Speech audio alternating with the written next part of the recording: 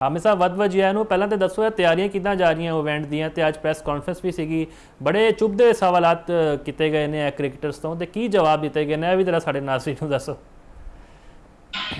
देखो जी Multan cricket stadium में national champion cup का जिहड़ा मेला है वो सज गया है। अज ट्रॉफी की रोनमाई हो गई है। चारों कप्ताना ने Pakistan green, Pakistan blue, Pakistan gold ते पाकिस्तान ब्लूज के जिहड़े कप्तान सी इन्हां सारे ने जिहड़ी है ट्रॉफी की रोनमाई की। उसके बाद प्रैस कानफ्रेंस की मुश्तरका तौर पर शाहीन अफरीदी नूं ज़्यादा सवाल होए सब तो ज़्यादा, क्योंकि तुहानूं पता है वो अजकल मौजूद बहस ने लंकन प्रीमियर लीग भी छड्ड के आ गए ने वापसी ਤੇ ਉਹਨਾਂ ਦੇ ਸਪੀਡ ਦੇ ਉੱਤੇ ਬੜੇ ਸਵਾਲਾਤ ਹੋਏ ਸੀ। ਮੈਂ ਉਹਨਾਂ ਤੋਂ ਕੁਝ ਸਪੀਡ ਦੇ ਹਵਾਲੇ ਨਾਲ ਸਵਾਲ ਕੀਤਾ ਤੇ ਉਹਨਾਂ ਨੇ ਜਵਾਬ ਨਹੀਂ ਦਿੱਤਾ, ਕਿਉਂਕਿ ਉਹਨਾਂ ਨੂੰ ਪਤਾ ਹੈ ਕਿ ਸਪੀਡ ਦੇ ਹਵਾਲੇ ਨਾਲ ਉਹਨਾਂ ਦੀ ਮੁਸਲਸਲ ਰਿਡਿਊਸ ਹੋ ਰਹੀ ਹੈ, ਜਿਹਦੀ ਵਜ੍ਹਾ ਤੋਂ ਉਹਨਾਂ ਦੀ ਪਰਫਾਰਮੈਂਸ ਉਹ ਨਹੀਂ ਆ ਰਹੀ। ਉਹ ਉਹਨਾਂ ਦੀ ਪਰਫਾਰਮੈਂਸ ਤੇ ਵੀ ਪੁੱਛਿਆ ਗਿਆ ਕਿ ਤੁਸੀਂ ਪਰਫਾਰਮੈਂਸ ਆਪਣੀ ਬਰਕਰਾਰ ਰੱਖੋਗੇ ਕਿ ਪੀਸੀਬੀ ਤੁਹਾਨੂੰ ਕਪਤਾਨ ਰੱਖੇਗੀ ਜਾਂ ਨਹੀਂ ਰੱਖੇਗੀ। ਤੁਹਾਨੂੰ ਉਮੀਦ ਹੈ ਕਿ ਪਾਕਿਸਤਾਨ ਕ੍ਰਿਕਟ ਬੋਰਡ ਤੁਹਾਨੂੰ ਅਗਲਾ ਜਿਹੜਾ ਆਈਸੀਸੀ ਵਰਲਡ ਕੱਪ ਆ ਰਿਹਾ ਉਹਦੇ ਵਿੱਚ ਕਪਤਾਨ ਰੱਖੇਗਾ ਜਾਂ ਨਹੀਂ ਰੱਖੇਗਾ।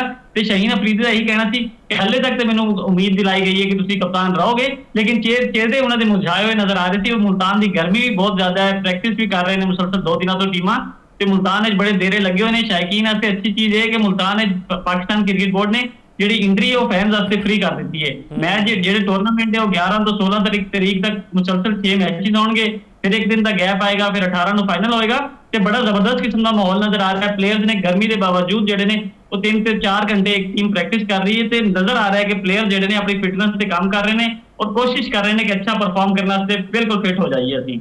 ਬਿਲਕੁਲ ਆਮਿਰ ਸਾਹਿਬ ਬੜਾ ਜ਼ਬਰਦਸਤ ਇਵੈਂਟ ਹੋਣ ਜਾ ਰਿਹਾ, ਜਿਵੇਂ ਅਸੀਂ ਗੱਲ ਕਰਦੇ ਪਏ ਸ਼ਾਦਾਬ ਖਾਨ, ਸਾਈਮ ਅਯੂਬ, ਸਾਇਦ ਫਰਹਾਨ, ਸ਼ਾਹੀਨ ਸ਼ਾਹ ਅਫਰੀਦੀ ਇਹ ਐਕਸ਼ਨ ਵੀ ਦਿਖਾਈ ਦੇਣਗੇ ਤੇ ਵਰਲਡ ਕੱਪ ਦੀ ਤਿਆਰੀਆਂ ਲਈ ਕਿੰਨਾ ਕਾਰਗਰ ਸਾਬਿਤ ਹੋਏਗਾ, ਕਿਉਂਕਿ ਅੱਗੇ ਇਸ ਤੋਂ ਹੀ ਵੱਡਾ ਇਮਤਿਹਾਨ ਹੈ ਤੇ ਅਸੀਂ ਤਾਂ ਇਹੀ ਗੱਲ ਕਰਦੇ ਪਏ ਸੀਗੇ ਕਿ ਡੋਮੈਸਟਿਕ ਇਵੈਂਟ ਇਵੇਂ ਦਾ ਹੋਣਾ ਚਾਹੀਦਾ ਜਿਹਦੀ ਬੇਸ ਉੱਤੇ ਸਿਲੈਕਸ਼ਨ ਹੋਣੀ ਚਾਹੀਦੀ। ਤੇ ਹੁਣ ਅਸੀਂ ਵੇਖਾਂਗੇ ਮੁਸਤਕਬਲ ਵਿੱਚ ਕਿ ਜਿਹੜਾ ਖਿਡਾਰੀ ਪਰਫਾਰਮ ਕਰੇਗਾ ਡੋਮੈਸਟਿਕ ਵਿੱਚ ਉਹੀ ਪਲੇਇੰਗ 11 ਦਾ ਹਿੱਸਾ ਬਣੇਗਾ। जी बिल्कुल, आज शहीन अफरीदी को सब तो पहले सवाल ही यही होया सी कि जेड़ा ये टूर्नामेंट है एक वर्ल्ड कप की कड़ी है। कहता हूं कि बिल्कुल जी वर्ल्ड कप की कड़ी है तो वर्ल्ड कप वास्ते तैयारियां हो रही ने। वर्ल्ड कप वास्ते जेडे परफॉर्म करनगे मुंडे वो इत्थों ही निकल के जाणगे, क्योंकि अगर साडे कोल इंजरी हो जाती, कोई अनफिट प्लेयर हो जाता है तो असं 4 टीमां इसे तो बनाए ने कि उसी स्पेसिफिक नंबर के उत्तों प्लेयर चक के दूसरी टीम वास्ते लैके जाइए पाकिस्तान वास्ते, ताकि सानू मसाइल ना होण कि अगर बाबर आजम तीसरे नंबर ते खेलण वाला है तो चौथे नंबर वाला अगर इंजर्ड होया है तो ਅਸੀਂ ਚੌਥੇ ਤੇ ਤੀਜੇ ਵਾਲੇ ਦੀ ਰਿਪਲੇਸ ਨਾ ਕਰ ਸਕੀਏ, ਬਲਕਿ ਉਸੇ ਨੰਬਰ ਦਾ ਬੰਦਾ ਪਲੇਅਰ ਲੈ ਕੇ ਆਈਏ ਤਾਂ ਕਿ ਪਾਕਿਸਤਾਨ ਦੀ ਪਰਫਾਰਮੈਂਸ ਜਿਹੜੀ ਬਿਹਤਰ ਹੀ ਹੋਵੇ। ਉਹਨਾਂ ਨੇ ਇਹ ਵੀ ਕਿਹਾ ਕਿ ਜਿਹੜੀ ਪਾਕਿਸਤਾਨ ਦੀ ਟੀਮ ਦੀ ਸਿਲੈਕਸ਼ਨ ਹੋਏਗੀ ਆਕਿਬ ਜਵੇਦ ਸਾਹਿਬ ਵੀ ਦੇਖਣਗੇ, ਉਹ ਸ਼ਹੀਨ ਸ਼ਾਹ ਅਫਰੀਦੀ ਵੀ ਦੇਖੇਗਾ ਤੇ ਮਾਈਕ ਹੈਸਨ ਵੀ ਦੇਖੇਗਾ, ਬਾਕੀ ਜੋ ਮੈਨੇਜਮੈਂਟ ਹੈ ਉਹ ਵੀ ਦੇਖੇਗੀ ਕਿਹੜਾ ਮੁੰਡਾ ਪਰਫਾਰਮ ਕਰ ਰਿਹਾ ਤੇ ਉਹਨਾਂ ਦੀ ਫਿਟਨੈਸ ਕਿੰਨੀ ਹੈ।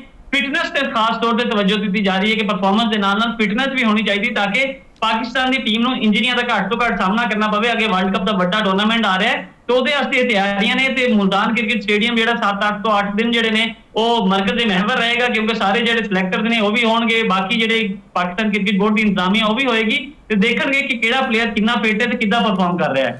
बिल्कुल जी, उम्मीद तो दुनिया कायम है। उम्मीद करते हैं कि खिलाड़ी भी बेहतर परफॉर्म करेंगे डोमैसटिक विच, अगे फिर वर्ल्ड कप की तैयारियां भी हैगियां। तो जरा आमिर साहब जरा कमेंट करना इहदे उत्ते पाकिस्तान टीम अज ट्रेनिंग करेगी इंग्लैंड विच ते बड़ी ज़बरदस्त सीरीज़ होने जा रही है वैस्ट इंडीज़ तो बाद। हम साढ़े भी जिहड़े ना फैंस के मुराल भी बड़े बुलंद ने कि असी बेहतर अंदाज में परफॉर्म करांगे इंग्लैंड के खिलाफ। एक पासे जो रूट तो दूजे पासे बाबर आजम भी किसी तारुफ के मोहताज नहीं ने, बड़ी ज़बरदस्त कप्तानी कर चुके हैं, तजर्बाकार ने। असी यह भी नहीं कह सकते कि यार नए कैप्टन बने ने। तो दूजे पासे जो रूट जिन्होंने बारे कहा जा रहा है कि सचिन तेंदुलकर का भी रिकॉर्ड तोड़न जा रहे हैं, इन्ने रनस इन्होंने बना लेने। असी बॉलिंग लाइन का मुआजना करिए उन्होंने को जोश टंग तो साढ़े को मोहम्मद अब्बास बड़े फायदेमंद साबित हो सकते हैं।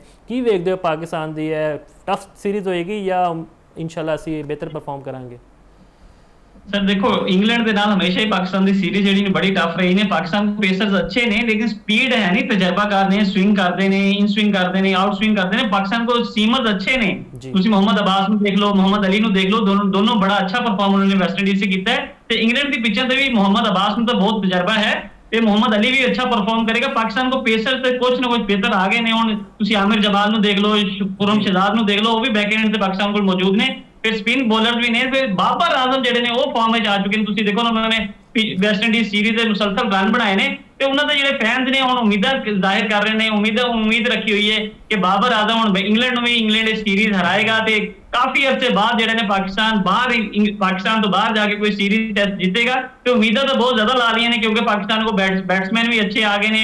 उम्मीद जाहिर कर रहे हैं अब्दुल्ला शफीक जिदा उन्होंने वेस्ट इंडीज से सेंचुरी की है, इंग्लैंड भी इदा परफॉर्म करेगा। इमामुल हक भी थोड़ा जिहा परफॉर्म करेंगे, अजान अवैस भी परफॉर्म करेंगे, सलमान अली आगा, मोहम्मद रिजवान ਪਾਕਿਸਤਾਨ ਕੋ ਨਾਮ ਤਾਂ ਬਹੁਤ ਸਾਰੇ ਨੇ, ਲੇਕਿन ਹੁਣ ਪਰਫਾਰਮੈਂਸ ਦੀ ਜ਼ਰੂਰਤ ਹੈ ਕਿ ਪਰਫਾਰਮ ਕਰਕੇ ਬਾਬਰ ਆਜ਼ਮ ਨੂੰ ਬੈਕ ਕਰਨ ਤੇ ਪਾਕਿਸਤਾਨ ਇਹ ਸੀਰੀਜ਼ ਜਿਹੜਾ ਜਿੱਤੇ ਤੇ ਪਾਕਿਸਤਾਨ ਦੀ ਰੈਂਕਿੰਗ ਵੀ ਟੈਸਟ ਬਿਹਤਰ ਹੋ ਜਾਵੇ।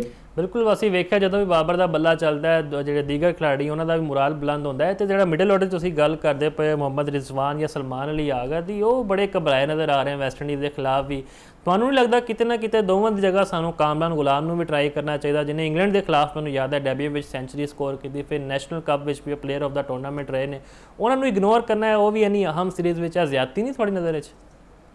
ਤੁਸੀਂ ਬਿਲਕੁਲ ਠੀਕ ਕਰ ਰਹੇ ਹੋ ਮਹਾ ਸਾਹਿਬ, ਇਹਦੇ ਤੇ ਬੜੇ ਬਾਕਾਇਦਾ ਸਵਾਲਾਤ ਹੋਏ ਨੇ, ਬਾਕਾਇਦਾ ਲੋਕ ਜਰਨਲਿਸਟਾਂ ਨੇ ਗੱਲ ਕੀਤੀ ਹੈ ਕਿ ਕਾਮਰਾਨ ਗੁਲਾਮ ਨਾਲ ਜ਼ਿਆਦਤੀ ਕਿਉਂ ਕਰ ਰਹੇ ਤੇ ਆਕਿਬ ਜਵੇਦ ਦਾ ਤੁਸੀਂ ਜਵਾਬ ਉਦੋਂ ਸੁਣਿਆ ਸੀ ਕਿ ਸਾਡੇ ਕੋਲ ਪਲਾਨ ਬੀ ਹੈ ਪਰ ਪਲਾਨ ਸੀ ਹੈ, ਪਲਾਨ ਬੀ ਵੀ ਨਜ਼ਰ ਨਹੀਂ ਆਏ, ਹੁਣ ਪਲਾਨ ਸੀ ਰਹਿ ਗਿਆ ਪਿੱਛੇ, ਉਹ ਦੇਖ ਲੈਣੇ ਕੀ ਹੈ, ਕਿਉਂਕਿ ਕਾਮਰਾਨ ਗੁਲਾਮ ਨੇ ਤਾਂ ਹਰ ਜਗ੍ਹਾ ਤੇ ਪਰਫਾਰਮ ਕੀਤਾ, ਜਿੱਥੇ ਪਾਕਿਸਤਾਨ ਕ੍ਰਿਕਟ ਬੋਰਡ ਨੂੰ ਪਾਕਿਸਤਾਨ ਕ੍ਰਿਕਟ ਟੀਮ ਨੂੰ ਜ਼ਰੂਰਤ ਪਈ ਹੈ ਉੱਥੇ ਕਾਮਰਾਨ ਗੁਲਾਮ ਨੂੰ ਸੱਦਿਆ ਗਿਆ ਤੇ ਉਹਨੇ ਬਾਕਾਇਦਾ ਆ ਕੇ ਪਰਫਾਰਮ ਕੀਤਾ ਹੈ। ਲੇਕਿਨ ਇਦਾਂ ਦੇ ਪਲੇਅਰ ਨੂੰ ਤੁਸੀਂ ਅਗਰ ਬੈਕ ਐਂਡ ਤੇ ਰੱਖ ਦੋਗੇ ਸਿਰਫ ਸਾਨੂੰ ਜ਼ਰੂਰਤ ਪਏਗੀ ਤਾਂ ਅਸੀਂ ਪਲਾਨ ਬੀ ਪਲਾਨ ਸੀ ਚ ਲੈ ਕੇ ਜਾਵਾਂਗੇ, ਇਹ ਤਾਂ ਬਿਲਕੁਲ ਹੀ ਜ਼ਿਆਦਤੀ ਹੈ। ਕਾਮਰਾਨ ਗੁਲਾਮ ਨੂੰ ਖਿਡਾਉਣਾ ਚਾਹੀਦਾ, ਸਲਮਾਨ ਅਲੀ ਆਗਾ ਪਰਫਾਰਮ ਨਹੀਂ ਕਰ ਰਹੇ, ਖੁਦ ਮੁਹੰਮਦ ਰਿਜ਼ਵਾਨ ਪਰਫਾਰਮ ਨਹੀਂ ਕਰ ਰਹੇ, ਇਹਨਾਂ ਦੋਨਾਂ ਦੀ ਜਗ੍ਹਾ ਤੇ ਇੱਕ ਕਾਮਰਾਨ ਗੁਲਾਮ ਨੂੰ ਚਾਂਸ ਦੇਣਾ ਚਾਹੀਦਾ ਤਾਂ ਕਿ ਪਾਕਿਸਤਾਨ ਦੀ ਬੈਟਿੰਗ ਲਾਈਨ ਥੋੜੀ ਜਿਹੀ ਮਜ਼ਬੂਤ ਹੋਵੇ। ਇੰਗਲੈਂਡ ਨੇ ਪਾਕਿਸਤਾਨ ਨੂੰ ਸਮਝਦੇ ਤੁਸੀਂ ਇਹ ਇਨਸਿਕਿਉਰਿਟੀ ਹੈ, ਕੋਈ ਹਸਦ ਹੈ, ਕੋਈ ਆਪ ਖਿਡਾਰੀ ਨਹੀਂ ਚਾਹੁੰਦੇ ਕਿ ਯਾਰ ਕਾਮਰਾਨ ਗੁਲਾਮ ਨਾ ਅਜੇ ਟੀਮ ਵਿੱਚ ਹੈ ਪਰਫਾਰਮ ਕਰ ਦੇਗਾ ਫਿਰ ਸਾਡੀ ਜਿਹੜੀ ਜਗ੍ਹਾ ਹੈ ਉਹ ਵੀ ਪੱਕੀ ਨਹੀਂ ਰਹੇਗੀ, ਇਹ ਵਜ੍ਹਾ ਵੀ ਹੋ ਸਕਦੀ ਹੈ ਜਾਂ ਕੋਈ ਸਿਲੈਕਟਰਸ ਜ਼ਿੰਮੇਦਾਰ ਹੈ ਹਰ ਚੀਜ਼ ਦੇ?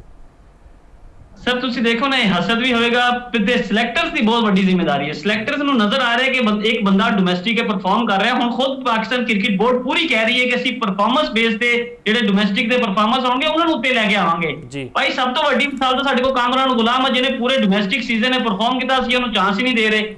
ਅਸੀਂ ਜਦੋਂ ਚਾਂਸ ਦੇ ਰਹੇ ਅਬਦੁੱਲਾ ਸ਼ਫੀਕ ਨੂੰ, ਜਿਹੜੇ 10 ਮਹੀਨੇ ਪਹਿਲੇ ਟੈਸਟ ਮੈਚ ਖੇਲਿਆ ਸੀ ਜਾਂ ਡੋਮੈਸਟਿਕ ਵਿੱਚ ਪਰਫਾਰਮ ਕੀਤਾ ਸੀ, ਜਿਹੜਾ ਬੰਦਾ ਮੁਸਲਸਲ ਪਰਫਾਰਮ ਕਰ ਰਿਹਾ ਯਾਰ ਲਾਈਨ ਲਾਈਟ ਵਿੱਚ ਹੈ, ਜਿਹੜਾ ਸਕੋਰ ਕਰ ਰਿਹਾ, ਜਦੋਂ ਤੁਹਾਨੂੰ ਜ਼ਰੂਰਤ ਪੈ ਰਹੀ ਉਹਨੇ ਆ ਕੇ ਡੈਬਿਊ ਮੈਚ ਸੈਂਚੁਰੀ ਕੀਤੀ ਇੰਗਲੈਂਡ ਦੇ ਖਿਲਾਫ, ਲੇਕਿਨ ਤੁਸੀਂ ਉਹਨੂੰ ਚਾਂਸ ਹੀ ਨਹੀਂ ਦੇ ਰਹੇ, ਫਿਰ ਇਹ ਜ਼ਿਆਦਤੀ ਹੈ। ਪਲੇਅਰ ਦਾ ਖੁਦ ਮੋਰਲ ਡਾਊਨ ਹੁੰਦਾ, ਜਿੱਦਾਂ ਬਾਬਰ ਆਜ਼ਮ ਦਾ ਮੋਰਲ ਡਾਊਨ ਕੀਤਾ ਗਿਆ ਸੀ, ਉਹਨਾਂ ਨੂੰ ਕਪਤਾਨੀ ਤੋਂ ਹਟਾ ਕੇ ਇਹੀ ਮੋਰਲ ਇੱਦਾਂ ਹੀ ਕਾਮਰਾਨ ਗੁਲਾਮ ਦਾ ਮੋਰਲ ਜਿਹੜਾ ਉਹ ਡਾਊਨ ਕੀਤਾ ਜਾ ਰਿਹਾ, ਉਹਨੂੰ ਨਾ ਖਿਡਾ ਕੇ ਅਗਰ ਉਹਨੂੰ ਖਿਡਾਓਗੇ ਤਾਂ ਉਹਦਾ ਮੁਰਾਦ ਹੋਰ ਆਈ ਹੋਏਗਾ, ਜਿੱਦਾਂ ਉਹਨਾਂ ਦੇ ਬੱਲੇ ਤੋਂ ਰਨਸ ਆ ਰਹੇ ਨੇ ਤੇ ਰਨਸ ਮਜ਼ੀਦ ਆਣਗੇ ਤੇ ਪਾਕਿਸਤਾਨ ਵਾਸਤੇ ਬਿਹਤਰੀ ਹੈ ਨਾ। ਇਹਦਾ ਕੋਈ ਸੋਚ ਨਹੀਂ ਨੇ, ਪਲਾਨ ਬੀ ਜਾਂ ਪਲਾਨ ਸੀ ਆਕਿਬ ਜਵੇਦ ਦਾ ਕੀ ਹੈ, ਇਹ ਕਿਸੇ ਨੂੰ ਸਮਝ ਨਹੀਂ ਆ ਰਿਹਾ।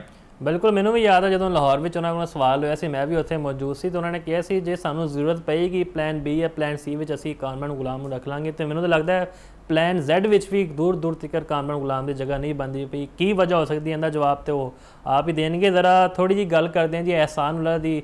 ਆਵੇਂ ਵੀ ਬੜਾ ਇੱਕ ਚਾਮ ਉਹਨਾਂ ਦਾ ਇੱਕ ਸੋਸ਼ਲ ਮੀਡੀਆ ਉੱਤੇ ਨਾ ਇੱਕ ਹਾਈਪ ਤੂਫਾਨ ਕ੍ਰੀਏਟ ਹੋਇਆ, ਉਹਨਾਂ ਨੇ ਗੱਲ ਕੀਤੀ ਹੈ ਕਿ ਜੀ ਮੈਂ ਤੇ ਫੋਨ ਕਰ ਕਰਕੇ ਥੱਕ ਗਿਆ, ਮੋਹਸਿਨ ਨਕਵੀ ਨੂੰ ਵੀ ਆਕਿਬ ਜਾਵੇਦ ਨੂੰ ਵੀ, ਲੇਕਿਨ ਮੇਰੀ ਕੋਈ ਕਾਲਾਂ ਪਿਕ ਨਹੀਂ ਕਰ ਰਿਹਾ। 150 ਦੀ ਗੇਂਦ ਕਰਨਾ ਮੇਰੇ ਲਈ ਬਾएं ਹੱਥ ਦਾ ਖੇਡ ਹੈ ਤੇ ਪਤਾ ਨਹੀਂ ਮੈਨੂੰ ਕਿਸ ਚੀਜ਼ ਦੀ ਸਜ਼ਾ ਦਿੱਤੀ ਜਾ ਰਹੀ ਹੈ। ਤੇ ਸੋਸ਼ਲ ਮੀਡੀਆ ਉੱਤੇ ਆ ਕੇ ਇਵੇਂ ਦੀ ਗੱਲਾਂ ਕਰਨ ਨਾਲ ਕੋਈ ਮਾਮਲਾਤ ਹੱਲ ਹੋ ਜਾਣਗੇ, ਬਲਕਿ ਉਹਨਾਂ ਨੂੰ ਤਾਂ ਚਾਹੀਦਾ ਕੋਈ ਕੈਂਪ ਜੁਆਇਨ ਕਰਨ, ਆਪਣੀ ਪਰਫਾਰਮੈਂਸ ਨਾਲ ਸਭ ਦੇ ਦਿਲ ਜਿੱਤਣ ਕਿ ਯਾਰ ਮੈਂ ਅੱਜ ਵੀ ਇਸ ਰੇਸ ਵਿੱਚ ਮੌਜੂਦ ਹਾਂ। ਤੁਸੀਂ ਇਹ ਦੇਖੋ ਨਾ ਕਿ ਅਹਿਸਾਨ ਉल्ला ਹਮੇਸ਼ਾ ਹੀ ਸੋਸ਼ਲ ਮੀਡੀਆ ਤੋਂ ਹਾਈਲਾਈਟ ਹੁੰਦਾ ਹੈ, ਕਿਉਂਕਿ ਉਹਨੇ ਜਦੋਂ ਪਹਿਲੇ ਗੱਲ ਕੀਤੀ ਸੀ ਫਿਟਨੈਸ ਦੇ ਬਾਅਦ ਅਨਫਿਟ ਹੋ ਗਏ ਸੀ, ਫਿਰ ਉਹਨਾਂ ਦੀ ਪੂਰੀ ਰੀਹੈਬ ਹੋਇਆ, ਰੀਹੈਬ ਦੇ ਬਾਅਦ ਜਦੋਂ ਵਾਪਸੀ ਆਏ ਤੇ ਉਹਨਾਂ ਨੇ ਸੋਸ਼ਲ ਮੀਡੀਆ ਦਾ ਸਹਾਰਾ ਲਿਆ, ਸੋਸ਼ਲ ਮੀਡੀਆ ਦੇ ਉੱਤੇ ਆਉਣ ਦੀ ਕੋਸ਼ਿਸ਼ ਕੀਤੀ ਕਿ ਜੀ ਮੈਂ 150 ਤੇ ਗੇਂਦ ਕਰਾਂਗਾ।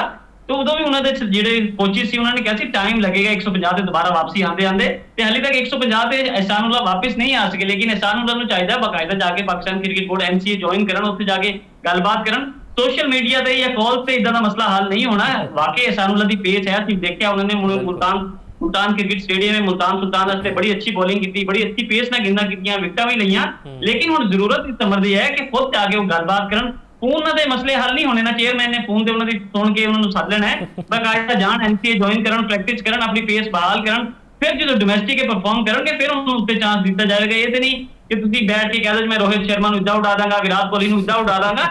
ये कहणियां गल्लां आसान ने, ਜਦੋਂ ਤੁਸੀਂ ਆ ਕੇ खुद फील्ड खेडते हो फिर पता चलता है कि ਤੁਸੀਂ ग्राउंड कितना परफॉर्म करते हो, कितनी ਤੁਹਾਡੀ पेस है।